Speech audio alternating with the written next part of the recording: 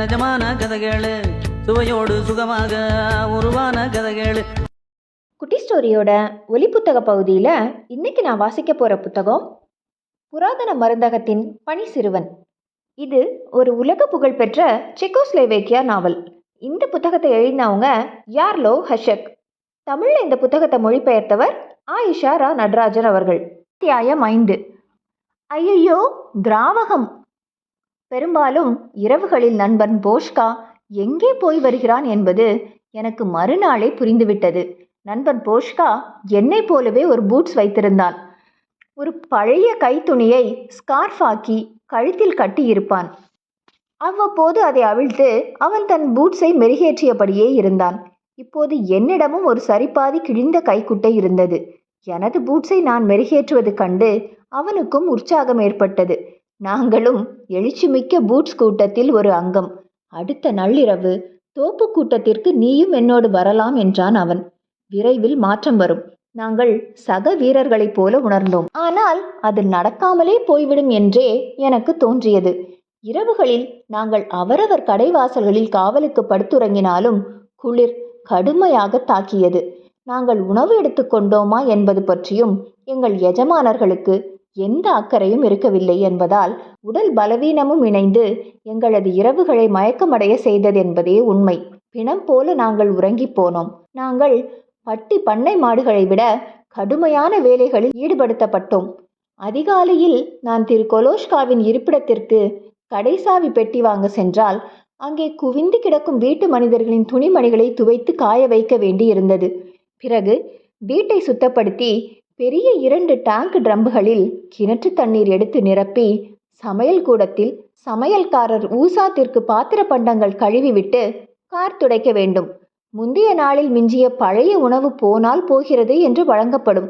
ஆனால் இரவு எப்போது வரும் என நான் காத்திருப்பேன். தோழன் போஷ்காவும் நானுமாக மைதா ரொட்டி இனிப்பு கடையில் எங்களுக்கு லாவகமாக எலிப்பொந்தை விட சற்று பெரிதாய் ஒரு பொத்தல் வழியே கைக்கு அகப்படுவதை எடுத்து சேர்ந்து உண்ணவும், பலசரக்கு கடையின் மேல் ஓட்டை வழியே இரவு வேட்டைகளில் ஈடுபடுவோம். குளிருக்கு வெப்பமூட்ட மட்டும்தான் வழியே இருக்கவில்லை. கடுமையான கொசுக்கடியும் சேர்ந்து என் நண்பன் போஷ்காவை விரைவில் காய்ச்சலில் தள்ளியது.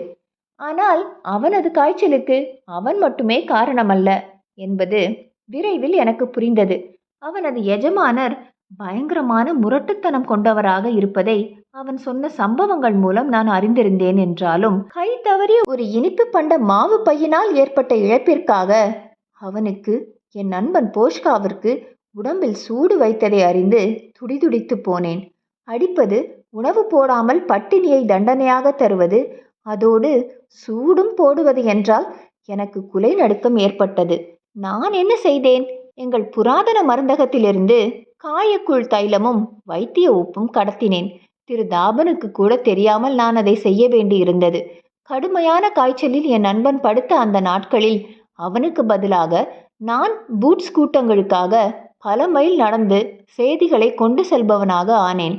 அப்படி இரவு முழுவதும் உறங்க நேரம் கிடைக்காத ஒரு நாள் காலை 10 இருக்கும். நான் திரு கொலோஷ்காவின் எண்ணும் அறைக்கு பணம் வாங்கி வழக்கம் போல பீர் ரொட்டி வாங்க புறப்பட்டேன். அவரது அறையை நெருங்கிய போது கடையில் கதவு திறந்து வருக வருக என இசைக்கருவி ரீங்காரமிட்டது. புதிய பெரிய பட்டுடையில் அந்த உருவம் நின்றது. திருமதி கொலோஷ்கா. அதுவரை ஏதோ பெரிய நகைச்சுவை திளைப்பில் ஹஹஹா என்று சிரித்தபடி இருந்த திரு தாபன் அவசரமாக முகம் மாறி ஏதோ பெரிய வேலையில் மூழ்குவது போலாகி பிறகு வாசலை நோக்கி ஓடினார். கையை முத்தமிடுகிறேன் முதலாளி அம்மா, வாங்க, வரவேண்டும். நான் உடனடியாக புரிந்து கொண்டு விழுந்தடித்து ஓடி அந்த அம்மாவின் கையை முத்தமிட்டு எங்கள் நாட்டின் அடிமைத்தனத்தை கச்சிதமாக வெளிப்படுத்தினேன். திராவகம் எதையுமே கண்டுகொள்ளவில்லை. எங்கே திரு கொலோஷ்கா? இங்கில்லையா? திராவகத்தின் குரல் எங்கள் மருந்தகத்தை கிழித்து போட்டது. திரு தாபன் கண்ணாடி அலமாரிகள் நடுவே இப்படி ஓடி நான் பார்த்ததே இல்லை.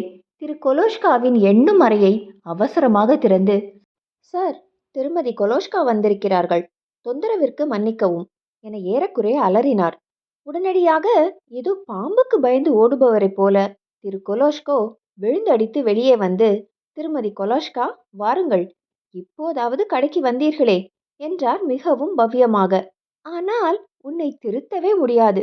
திராவகம் தனது வேலையை தொடங்கியது. நன்றாக அந்த கணக்கு அறையிலேயே அடைந்து கிடந்து தூங்கு. இங்கே திரு தாபன் இழித்து கொண்டும் தூங்கிக் கொண்டும் பொழுதை வீண் கழிக்கட்டும். ஆனா மேடம், அப்படி இல்ல மேடம். திரு தாபன் தற்காப்பில் இறங்கினார். என்ன, எனக்கு கண்ணு தெரியலன்னு சொல்றியா? நீ 4-5 கொட்டாய் விட்டத நான் கண்கூடாகவே பார்த்தேன். திருமதி கொலோஷ்காவின் சத்தம் மேலும் அதிகரித்து விட்டது. இப்படி கல்லால உட்காந்து கொட்டாய் விட்டா கடை உருப்பிடுமா? இரவில் தண்ணி அடித்தவர்கள் இப்படித்தான் கொட்டாய் விடுவார்கள். ஆனா மேடம், நான் நேத்து ராத்திரி வீட்டில் தான் இருந்தேன். மேடம், பாவம் திரு தாபன், உன் கண்களுக்கு அடியில் உப்பி இருப்பதிலிருந்தே தெரியவில்லையா? எங்கள் முதலாளியின் மனைவி புயலாக சூறாவளியாக சொற்களை வீசினார். உன்னை பார்த்தாலே தெரியவில்லையா? இரவெல்லாம் நீ கூத்தடித்துவிட்டு பகலில் இங்கே வந்து தூங்குகிறாய் என்று. நீ இதையெல்லாம் வேடிக்கை பாரு. பிறகு தனது கணவர் பக்கம் திரும்பினார். திருமதி கொலோஷ்கா, நல்லா உன் இடத்துல தூங்குவ. இதை மாதிரி தனது சக்தியெல்லாம் வேற இடத்துல போய் சொகுசா கழிச்சிட்டு இங்கே வந்து இந்த ஆள் தூங்குவதற்கு கூலியா? சரி, இனி ஒருபோதும் அப்படி நடக்காது. எங்கள் கடை எஜமானர் தனது எஜமானி முன் பணிந்தார். ஆனா மேடம், நான் எங்கேயுமே போல. அதுக்கெல்லாம் என்கிட்ட காசும் இல்லை. திரு தாபன் மேலும் விளக்கமளித்தார். ஆஹா, பணம் இருந்தா ராத்திரியில எங்க வேணா போவியா? குடித்து குமாளம் அடிப்பியா? கடை உருப்பிட்ட மாதிரி தான்.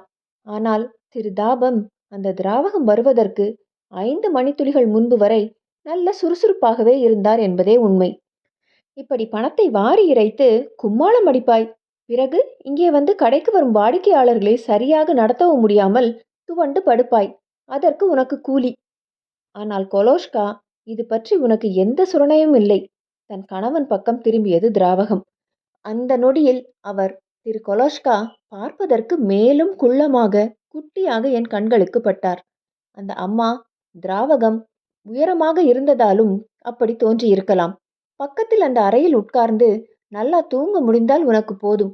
நான் மட்டும் இல்லை என்றால், என் தந்தை மட்டும் கை கொடுக்காமல் போயிருந்தால் 20 வருடத்திற்கு முன்பே நீ திவாலாகி இந்நேரம் குப்பை பொறுக்குவாய். ஐயோ போதும், யாராவது வந்துவிடப் போகிறார்கள். திரு கொலோஷ்கா கெஞ்சுகிறார். ஓ, யாராவது வந்துவிடப் போகிறார்கள். திருமதி கொலோஷ்கா அவரை போலவே சொல்லி காட்டினார். யார் வந்தாலும் என்ன கொலோஷ்கா, உன் மண்டவாளத்தை பற்றி பேசியே தீருவேன். பிறகு எது உன்னை காப்பாற்றியது சொல்? எனது டௌரி பணமாக வந்த 15,000 இன்று வரை உன்னையும் கடையையும் மூழ்காமல் பார்த்து கொள்வதை மறந்துவிட்டாயா? உனக்கெல்லாம் திருமணம் ஒரு கேடா? நான் மட்டும் அவ்வப்போது வந்து இந்த தொழில்கூடத்தை கண்காணித்து சரி செய்யவில்லை என்றால் நீ எப்போது அழிந்திருப்பாய். ஆனால் அதற்கு மாற்றாக எனக்கு என்ன கிடைத்தது? அந்த திருவாளர் டோவிச்சோவிச் நம்மை விட குறைவான வசதி படைத்தவர். அவர் தனது மனைவிக்காக பாஷாரோவில் என்ன அழகான குளிர்கால பங்களா கட்டி தந்திருக்கிறார். எத்தனை வருடங்களாக நான் சொல்லி வருகிறேன், நமக்கும் இன்னொரு பங்களா வேண்டும். பழையபடி பெரிய நிலப்பரப்பு எஸ்டேட் தேவை. ஆனால் அதை பற்றி உனக்கு எந்த கவலையும் இல்லை. திரு கொலோஷ்கா, திரு கொலோஷ்கா, காலை 10 மணிக்கு பிரெட், சாதாரண பீர் அல்ல, பில்ஸ்னர் பீர், பீப்பாய் பீப்பாயாய் குடிப்பாய். மாலையில் அண்டா மாதிரி ஜக்கில் காபி, அதுவும் ஏராளமான இனிப்பு கிரீமுடன். தனது மனைவி பற்றி அக்கறை கிடையாது. நன்றாக தெரியும். 20 ஆண்டுகளுக்கு முன் மனைவி இல்லையேல், என் தந்தையின் டௌரி பணம் 15,000 இல்லையேல் எல்லாம் முடிந்திருக்கும். சிறைச்சாலைதான் கிடைத்திருக்கும். ஆனால் காப்பியும் கிரீம் இனிப்பும் ஞாபகம் வரும். சிறைச்சாலை மறந்துவிடும். திராவகம் சீறி பாய்ந்து வார்த்தைகளால் சுட்டெரித்து கொண்டே இருந்தது. தனக்கு மிகவும் பிடித்தமான அந்த பிரச்சனை விட்டுவிட அவருக்கு மனம் வரவே இல்லை. வீட்டிற்கு வந்ததும் என்ன செய்கிறாய்? அந்த சமையல்கார ஊசாத்தை திரும்பவும் பீர் வாங்க அனுப்ப வேண்டியது. காசு பணம் பற்றிய எண்ணமே கிடையாது. என் தந்தை எவ்வளவு பாவம்! அன்று 20 ஆண்டுகளுக்கு முன் என்ன நடந்தது? அவரிடமே கடைக்கான மொத்த பொருட்களையும் வாங்கி பணமே தராமல் ஏமாற்றி, பிறகு என்னை மனம் முடித்தாலாவது பிரச்சனை தீரும் என்று என் தந்தை நினைத்ததால் பிழைத்தாய் கொலோஷ்கா. ஊருக்கே அதை சொல்வேன். எனக்கு தயக்கமே. எனக்காக என் தந்தை பொறுத்து கொண்டு அமைதியாக இருக்கிறார். சரி, எதுவும் கேட்க வேண்டாம். தன் மகளின் வாழ்க்கையை வீணாக்க கூடாது என்று. இந்த 2 வார பணச்செலவு பதிவேடு எங்கே? கணக்கு புத்தகம். அது எனக்கு உடனே வேண்டும். நான் பார்க்க வேண்டும். ஓரளவு தன்னிலை வந்த பிறகு திருமதி கொலோஷ்கா உத்தரவிட்டார். உடனே எடுத்து வாருங்கள். அவர் அலறிய அலறலில் திரு கொலோஷ்கா எப்போது தனது பணம் எண்ணும் அறைக்கு சென்றார்? எப்போது அந்த தடித்த நோட்டு புத்தகத்துடன் வந்தார் என்றே சொல்ல முடியவில்லை. திரு தாபன் வழக்கமாக உட்காரும் இடத்திற்கு வந்து அங்கே அந்த கணக்கு பதிவேட்டை வைத்தார். பதிவேட்டை எடுத்து தன் பக்கமாக இழுத்து திருமதி கொலோஷ்கா பக்கம் பக்கமாக ஆழமாக படிக்கத் தொடங்கினார். கடையின் ஒரே ஒரு கடிகாரம் டிக் டிக் என அடிக்கும் சத்தம் துல்லியமாக கேட்டது.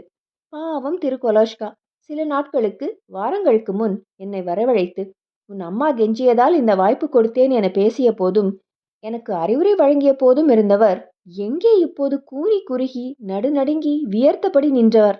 அவரது இதய துடிப்பு கூட கேட்பது போல இருந்தது. கூட வந்து எட்டி பார்த்தவரை பிடித்து தள்ளிவிட்டு, இதென்ன கொலோஷ்கா, பிற செலவுகள் 23 கில்டர்கள், 50 குரூஸ்கள், அது என்ன பிற செலவுகள்?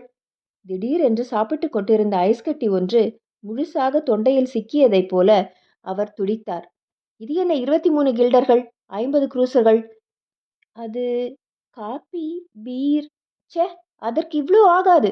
நீ நம் குடும்பத்தையே மொத்தமாக கொள்ளையடித்து வேறு ஏதோ செய்கிறாய். இல்லை, அது உண்மையில்லை. போன வாரம் உன் அலங்கார முகம் பார்க்கும் கண்ணாடி உடைந்து விட்டது. உன்னிடம் சொன்னால் பிரச்சனை ஆகிவிடுமென அதே போல் ஒன்றை திரும்ப வாங்கி சத்தமே இல்லாமல் வைத்து விட்டேன். அதுதான். திரு கொலாஷ்கா சமாளித்தார். ஆனால் அந்த கணக்கு புத்தகம் அவரை நோக்கி பறந்தது. உனக்கு வெட்கமாக இல்லையா? ஒரு அடி நீள இடைவெளியில் அவர் தப்பினார். திருமதி கொலோஷ்கா எழுந்து வாயிலை நோக்கி நடந்தார். இந்த வாரம் யாருக்கும் கூலி கிடையாது. நான் வரும்போது வேலை எதுவும் நடக்கவில்லை. இனி கூலி கொடுத்து பலனில்லை. இன்னும் நல்ல வேலையாட்களை போட வேண்டியுள்ளது. இதுதான் அவர் கடைசியாக பேசியது. நீ வீட்டுக்கு வா கொலோஷ்கா, உனக்கு இன்று விருந்து வைக்கிறேன். ஆனால் கதவு திறந்து திருமதி கொலோஷ்கா வெளியேறிய போதும் அதே இசைக்கருவி வருக வருக என்று பாடியது கொஞ்சம் பொருத்தமாக இல்லை. திருமதி கொலோஷ்கா வெளியேறிய அந்த நொடியில் கடையில் எல்லாருக்குமே நிம்மதி திரும்பியது. திராவகம் திராவகம்தான், பார் எப்படி அமில மழை பெய்துவிட்டு போகிறது என்றார் திரு தாபன். நாள் முழுவதும் திரு கொலோஷ்கா தனது பணம் என்னும் அறையை விட்டு வெளியே வரவே இல்லை. திரு ஃபெர்டினாண்ட் வழக்கம் போல தனது பூட்ஸை பளபளப்பு ஏற்றி கொண்டிருந்தார். என்ன, கூலி கொடுக்க மாட்டார்களா? அவரது குரலில் மர்மம் ஒலிப்பது போல இருந்தது. அந்த மர்மம் எங்கள் பூட்ஸ்களின் மெருகில் பளபளப்பது போலவும் தெரிந்தது. அத்தியாயம் 6. மருந்தக வாடிக்கையாளர்கள். எங்களால் அவர்களிடமிருந்து தப்ப முடியுமா என தெரியவில்லை. திரு ஃபெர்டினாண்ட் எனக்கு தந்திருந்த 3 வேலைகளில் ஒன்று மட்டுமே முடிந்திருந்தது. மறுவாரத்திற்கு மறுவாரம் ஏதோ ஒன்று பெரிய அளவில் நடக்கப் போகிறது என்பது மட்டும் புரிந்தது. எனக்கு இரவில் மேலும் 2 நண்பர்கள் கிடைத்தார்கள். மறுவாரத்திற்கும் மறுவாரம் வெள்ளிக்கிழமை என்னும் ஒருவரி செய்தியை ஏறத்தாழ பல்வேறு பகுதிகளுக்கு நாங்கள் பூட்ஸ் குழுவினர் எடுத்துச் சென்றோம். சிவப்பு, வெள்ளி என அது பெயரிடப்பட்டது. ஆனால் இந்த 2 நண்பர்களுமே குட்டி பையன்களாக இருந்தார்கள். ஃபெரி மற்றும் சாத்தோ. ஃபெரி ஒரு அனாதை விடுதியிலிருந்து தப்பி வந்துவிட்ட பையன் என்று போஷ்கா கூறினான். ஃபெரிக்கு அப்படியானால் அப்பா அம்மா யார் என்றே தெரியாது. சாத்தோவின் தாத்தா இறந்த பின் அவன் இரும்பு கடை பணிப்பையனாகிவிட்டான். ஃபெரி வேலை பார்ப்பது ஒரு துணி வியாபாரியிடம். நாங்கள் யாவருமே பூட்ஸ் மெருகேற்றும் அந்த குழுவில் அங்கம் வகித்தோம். ஆனால் எங்களது இந்த பணிசிறுவன் வாழ்க்கையிடமிருந்து தப்பி ஓடிவிட வேண்டும் என்கிற எண்ணம் எனக்கு முதல் முறையாக வந்த அந்த நாளை நினைக்கிறேன். திருமதி கொலோஷ்கா கடைக்கு வந்து பூகம்பத்தை கிளப்பிச் சென்ற அடுத்த நாள் எனக்கு சமையல்காரர் உணவு எதுவுமே தரவில்லை. எதுவும் மிஞ்சாமல் சமைப்பதாக இருந்தால் வேலையில் இரு, இல்லையேல் நின்றுவிடு என எஜமானி அம்மா கூறிவிட்டதாக அவர் சொன்னார். ஆனால் பாவம் ஊசாத் தனக்கு வைத்திருந்த உணவில் சரிபாதியை எனக்கு விட்டு கொடுத்தார். மெல்ல ஒரு வாரத்தில் நிலைமை சீரடையும். சமையல்காரர் ஊசாத் எப்படியாவது உணவை என் பங்கிற்காக பதுக்கி எனக்கு தர உத்தரவாதங்கள் வழங்கினாலும் இரவில் போஷ்காவும் நானும் பட்டினிக்கு நாங்களாகவே ஏதேனும் தேட தனித்து விடப்பட்டோம். ஓடிப்போவது பாதுகாப்பானது கிடையாது. திரு ஃபெர்டினாண்ட் எப்படியோ எனது மன ஓட்டத்தை கண்டுபிடித்து விட்டார். நீங்கள் அனைவருமே சிவப்பு வெள்ளி நாள் வரை பொறுமையாக இருக்க வேண்டும் என்றார். ஆனால் ஏதோ நடக்கிறது என்பதை விரைவில் காவல் படையினர் மோப்பம் பிடித்து விட்டனர். இரவு நேர ரோந்துகளை அதிகப்படுத்தி கண்காணிப்பை அவர்கள் தீவிரப்படுத்திய போதும் கூட்டமாக கூடுவதை நிறுத்திவிட்டு நாங்கள் சிறுவர்களை தூதனுப்பிய நிலைமையை பூட்ஸ் குழு சமாளிக்கும் நிலை வந்தது.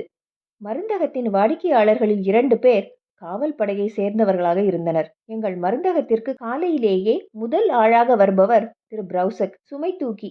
கடவுள் உங்களை ஆசிர்வதிக்கட்டும். வணக்கம். ஒருவர் விடாமல் அவர் முகமன் செய்வார். நல்ல தூங்குனீங்களா? தினமும் அவர் என்னை பார்த்து கேட்டார். பிறகு சொல்வார், நாள் தவறாமல் அதே வாக்கியம். 2 குரூசர்கள் அளவு ஸ்நாபானம். அது இஞ்சி போட்ட மதுபானமாகவே அவருக்கு பட்டது. பொதுவாக உடல் வலி மருந்து அது. இந்த அளவு உங்கள் உடம்பை விறுவிறுப்பேற்றி மூளையை மக்கிட வேறு பானம் கிடையாது. தினமும் சொல்வார் திரு பிரௌசர். தினமும் பழக்க தோஷம் போல அவருக்கு நாங்கள் அதே குவளையில் ஊற்றித் தருவோம். ஆனால் திரு பிரௌசக் உடனே போய்விட மாட்டார். திரு தாபனும் விட்டுவிட மாட்டார். நேற்றைய நாள் மிக அருமை. ஆனால் மழை பெய்தது என்பார். இன்று காலையிலேயே குளிர்.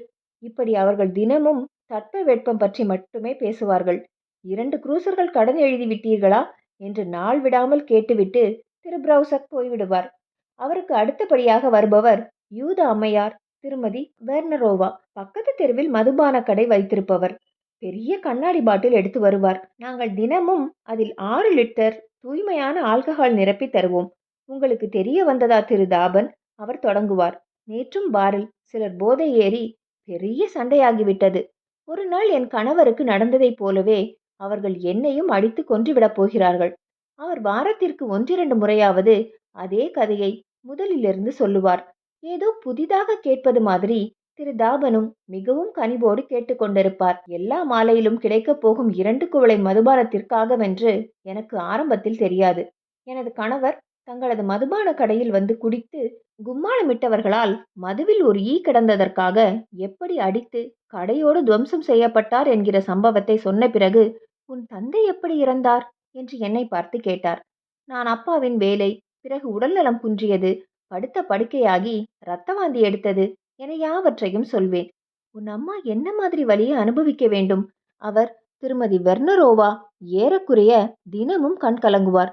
என் மகனும் உன் வயது குழந்தைதானடா. அருகே வருவார். முச்சென்று என் கன்னத்தில் முத்தமிடுவார். ஆனால் நான் உடனே துடைத்து விடுவேன். குழந்தை அல்ல, தினமும் சொல்வேன். அவர் அத்தோடு நிறுத்த மாட்டார். தனது மகன் வீட்டை விட்டு கடைசியாக ஓடியதை பற்றிய கதைக்கு தாவுவார். பிறகு கதறி அழுவார். அவன் எங்கே என்றே தெரியவில்லை. உன்ன மாதிரி நல்ல பிள்ளையா இருக்கக்கூடாதா என்று சொன்னபடியும் அழுதபடியும் வெளியேறுவார். விரைவில் அவன் வந்து விடுவான், கவலை வேண்டாம். திரு தாபன் சம்பிரதாயத்திற்கு சமாதானங்கள் சொல்வார். அடுத்தபடியாக கடைக்கு வருபவர் கூலி வேலை செய்யும் திரு தாபனின் ஆத்மார்த்தமான எதிரி திருமதி பாஸ்டர்கோவா. வழக்கம் போல தனது ஜீரக ஆல்கஹால் கும்மலை 2 மடக்கு வாங்கி பருகியபடியே திரு தாபனிடம் கனவுகளுக்கான விளக்கம் பற்றி விரிவாக பேசிக் கொண்டிருப்பார். என் கனவில் நேற்று தேவாலயம் வந்தது. வெள்ளை பூக்கள் மொய்த்து கிடந்த பூந்தோட்டம் என்பார் ஒரு நாள். இதன் அர்த்தம் என்ன? பணம் கொட்டப் போகிறதா? ஏதோ பெரிய கனவு வித்தகர் போல, பச்சை மலர்கள் என்றால் கண்டிப்பாக பணம்தான். ஆனால் வெள்ளை பூக்கள் கெட்ட சகுனம் என்பார். அப்புறம் ஒரு நாள் அந்த திருமதி பாஸ்டர்கோவா கனவில் வெள்ளை குதிரைகள் வந்த போதும் ஊரை விட்டே ஓடும் வாய்ப்பு உண்டு என்றார் திரு தாபன். கும்மல் பானம் அறிந்துவிட்டு திருமதி பாஸ்டர்கோவா எப்போதும் திரு தாபனுக்கு சற்று அருகே வருவார். திரு கொலோஷ்காவின் உடல்நிலை எப்படி உள்ளது? தனது மனைவியோடு ஏற்பட்ட சண்டை காரணமாக நெஞ்சுவலி அடிக்கடி வருகிறதாமே என்பார். சில சமயம் சுவாரஸ்யமான அந்த உரையாடலில் திரு ஃபெர்டினாண்டும் கலந்து கொள்வார். அப்புறம் தனது மகன் பிரான்செக் எவ்வளவு அறிவாளி என்பதையும் அவனை அடித்து துன்புறுத்தும் ஆசிரியன் எவ்வளவு முட்டாள் என்பதையும் பற்றி அவர் பேசுவதை கேட்க வேண்டும். பிறகு அந்த இஞ்சித்தலையன், அதாவது திருமதி பாஸ்டர்கோவாவின் மகன் பிரான்செக் வந்து வடிகுழலும் சமயத்தில் வாதான கொட்டையும் வாங்குவான். என் அம்மா பணம் கொடுத்து விடுவார் என்பான். அப்போது மட்டும் மிகவும் பவ்யமாக இருப்பான். அதன்பின் பல வகை மங்கையர்கள் தங்களது வேலைக்கார யுவதிகளுடன் வந்து தரைமெருகு பவுடர் முதல் இருமல் டானிக், முகப்பூச்சி, கழிவறை தெளிப்பான் என பலவற்றை வாங்குவார்கள். தனது வீட்டில் துணிகளை கடிக்கும் அந்த பூச்சிகளை ஒழிக்க அந்துருண்டைகளை வாங்க வரும் திருமதி வோக்லோவா கம்பள வியாபாரியின் மனைவி. சீக்கிரம் விரைவாக எடு என மிரட்டுவார். ஏதோ அந்த 5 நிமிடத்தில் அந்து பூச்சிகள் வீட்டையே துவம்சம் செய்துவிடப் போகின்றன என்பது போல. அதே போல பூட்டு வியாபாரியின் மனைவி திருமதி குரூப்கோவா தனது கணவர் வயிற்றுப்போக்கில் மிகுந்த அவஸ்தைப்படுவதாகவும் அதற்கு மருந்து வேண்டும் என்றும் கூறியே வருவார். எப்போதும் அஜீரணம்தான். என்ன செய்வதென்றே தெரியவில்லை. மூங்கில் பைப் வைத்து குழல் போல் ஊதுவது போலவே இருக்கும் அவரது குழல். இப்போது அவருக்கு உணவு நீங்கள் தயாரித்தால் சரியாகிவிடும் திரு தாபன் மிகவும் கிண்டலாக கூறுவார். ஆனால் அது கிண்டல் என்பது திருமதி குரூப்கோவாவுக்கு புரிவதே கிடையாது. கண்டிப்பாக நான் தான் உணவு தயாரிக்கிறேன் என திரும்ப திரும்ப கூறுவார். திரு தாபனிடம் சண்டை போடுவதே நோக்கமாக கொண்டு கடைக்கு வருபவர்களில் ஒருவர் இருந்தார். அந்த நாட்களில் நகரங்களில் கூட இப்போது போல மருத்துவர்கள் கிடையாது. எங்கள் புராதன மருந்தகத்தில் கிடைக்காத நிவாரணமே கிடையாது என்று மக்கள் நம்பினார்கள். நாங்களும் மருந்து சாமான்கள் மட்டுமன்றி ஏனைய பலசரக்கு பொருட்களையும் கூட சேர்த்து விற்பனை செய்தோம். அதில் எலுமிச்சை, சுண்ணாம்பு டீ என்று ஒன்று உண்டு. அதை குடித்தால் வயிற்று குமட்டல் நின்றுவிடும். அஜீரணத்திற்கு நல்லது. திரு இராஸ்கானின் பிரச்சனை அதுதான். ஒவ்வொரு வாரமும் சனிக்கிழமைகளில் காலையில் கடையில் கூட்டம் அதிகமாக இருக்கும் சமயமாக வருவார். 7-8 மைல்கள் தள்ளி அவர் தேநீர் பானம் அருந்தும் கடை வைத்திருந்தார். எப்படியோ முண்டி அடித்து கவுண்டரில் திரு தாபன் அருகே செல்வார். சென்ற வாரம் கொடுத்த சுண்ணாம்பு டீ ரொம்ப மோசம், வெறும் குப்பை, சத்தமாக இறைந்து தள்ளுவார். கடையில் உள்ள யாவரும் வேடிக்கை பார்க்க வேண்டும். தெருவிலிருந்து மரக்குப்பைகளை பொறுக்கி டப்பாவில் அடைத்து கொடுக்கிறீர்களா? நான் இம்முறை அப்படி நேர்ந்தால் நேராக நகராட்சி அதிகாரிடம் போய்விடுவேன். திரு தாபனுக்கு லேசாக வியர்க்கும். யாரை ஏமாற்றுகிறீர்கள்? நான் இந்த மருந்து கடையில் எத்தனையோ ஆண்டுகளாக வாடிக்கையாளன் அல்லவா? திரு கிரேஸ்கானின் குரலில் மேலும் உச்சத்தை அடையும் போது நாங்கள் அவர் கேட்பதை விட 1/4 கிலோ அதிகம் டீ தூள் போடுவோம். சத்தம் உடனடியாக இறங்கிவிடும். இந்த முறை நன்றாக உள்ளது என அவர் அந்தர் பல்டி அடிப்பார். பணம் 1 கிலோவுக்கு, ஆனால் பொருள் 1.25 கிலோ கிடைத்துவிடும். டீத்தூள் கிடைத்ததும் தனது பொடி டப்பாவை எடுத்து திரு தாபனிடம் நீட்டுவார். பொடியை அதில் நிரப்பும் தாபன் தானும் ஒரு இழுப்பு இழுப்பார். ஆனால் எங்கள் கடைக்கு வருபவர்களில் வால்ஷக் என்பவர் மிகவும் வித்தியாசமானவர். அவரை எனக்கு மிகவும் பிடிக்கும். எங்கள் நகரத்திற்கு வரும்போதெல்லாம் இங்கே ஒரு நடை வந்துவிட்டுதான் போவார். என்னை அழைத்து அன்போடு விசாரித்து ஏதாவது தின்பண்டம் தவறாமல் தரும் வால்ஷக் ஒரு விவசாயி. அவர் ஒரு தொலைதூர கிராமத்தில், அது கஷ்கி பிராட் என்று நினைக்கிறேன், அங்குதான் வசிக்கிறார். தனது தலை தொப்பியை டேபிளின் மீது வைத்துவிட்டு நிதானமாக தன் பாக்கெட்டிலிருந்து அழுக்கடைந்த காகிதத்தை எடுப்பார். தன் ஊரில் யார் யாருக்கு என்னவெல்லாம் தேவை என்பதன் பட்டியல் அது. சர்ச் பாதிரியார், ஆசிரியர், பால் வியாபாரி என அவரவருக்கு தனியான பொருட்கள், தனித்தனி பொட்டலம். நான் மிக சரியாக பிரித்து போட்டு பைகளின் மேல் இது இன்னாருக்கு என்று எழுதியும் வைத்து விடுவேன். அவர் வால்ஷக், இப்போதுதான் விதைப்பு முடிந்திருக்கிறது. இப்போது கோதுமை அறுக்க தயாராக உள்ளது. இப்படி விவசாயத்தின் செய்திகளை ஒன்று விடாமல் கூறுவார். இந்தாருங்கள், இது எனக்கு கடைசியாக சொல்வார். கால்நடைகளுக்கான மூலிகை காய்கள் தேவை. மாடுகள் பால் வற்றி விடுகின்றன. தவிடுகளில் கலக்கவும் மருந்து தேவை. போகும்போது ரகசியமாக எனக்கு தருவார். ஒரே ஒரு குரோசர் பணம். ஆரம்பத்தில் நான் வாங்க மிகவும் தயங்குவேன். பிறகு இனிப்பு ஐஸ்கிரீம் ஆசையிலும் பலூன் ஆர்வத்திலும் வாங்காமல் இருக்க முடிவதில்லை. தவிர பசிக்கும் உதவுமே. அப்புறம் எங்கள் மருந்தகத்திற்கு வருபவர்களில் முக்கியமானவர் கருப்பு கண்ணாடி அணிந்து வரும் ஒரு அனாதை விடுதி நடத்தும் திரு ஷேவானக். எனக்கு பாதரச பேன் மருந்து வேண்டும் என்பார். எனக்கு உடனே என் பள்ளிக்கூடத்தில் கடைசியாக வாத்திரியர் ரஜாக்டோ நடத்திய பாடமும் நான் மனப்பாடம் செய்து ஒப்பித்த இறக்க இல்லாத பூச்சிகள் பாடமும் ஞாபகத்திற்கு வரும். அவற்றில் ஒட்டுண்ணி வகையை சேர்ந்த பேன்கள். அவை லேசான மஞ்சள் நிற இறக்கை இல்லாத பூச்சிகள். குறிப்பாக முடிகளுக்கிடையே தங்கி தலையில் இரத்தம் உறிஞ்சி வாழும். அதன் உயிரியல் பெயர் பெடிகுலஸ் காப்பிட்டிஸ் ஆகும். என்னையும் அறியாமல் நான் மனப்பாடம் செய்ததை ஒப்பிக்கத் தொடங்கினேன். வாத்தியார் ரஜாக்டோ சொல்வார், பேனை ஒழிக்க ஒரே வழி பாதரச பேன் மருந்து மட்டுமே. ஆனால் திரு ஷேவானக் அனாதை இல்லத்தின் தலைவர். ரொம்ப பாவம். நாங்கள் பாதரசத்திற்கு பதிலாக காரியத்தை கலந்து விடுவது அவருக்கு தெரியாது. ஏனெனில் பாதரசத்தை விட காரியம் விலை மலிவானது. ஆனால் காரிய கருப்பு தலைமுடிக்கு நல்லது. அவை வெளுப்பாக ஆவதே இல்லை என அவர் போன பிறகு நகைப்பார் திரு தாபன். பேன் போகாவிட்டால் என்ன? அன்றும் அப்படியே. அதிகாலை முதல் ஆளாக திரு பிரௌசக் சுமை தூக்கி வந்தார். நான் ஸ்நாபானம் ஊற்ற குவளை எடுத்த போது கூடவே ஒருத்தர் வந்து நின்றார். காவல்துறையை சேர்ந்த தடித்த பிரம்மாண்ட உருவம் கொண்ட காவலர் மிஷாக் தான் அவர். நீண்ட வாளும் ஒரு கைத்துப்பாக்கியும் மிடுக்கான முறுக்கிவிட்ட மீசையும். நம்மை அதிர வைக்கும் அதே ஸ்னாப் அவருக்கும் வந்து ஊற்றி கொடுக்கிறார்களா? ப்ளீஸ் என்றார் திரு பிரௌசக். அதை குடித்தபடியே காவலர் மிஷாக் கேட்டார், ஒன்றும் பிரச்சனை இல்லையே, எல்லாம் சரியா இருக்கா? ஓ, தங்கள் வருகைக்கு நன்றி திரு தாபன் பதிலளித்தார். எல்லாம் சரியாகவே இருக்கிறது. வெள்ளிக்கிழமைகளில் அதிக கவனத்தோடு இருக்குமாறு எங்களுக்கு உத்தரவு வந்துள்ளது என்றார் அந்த போலீஸ்காரர்.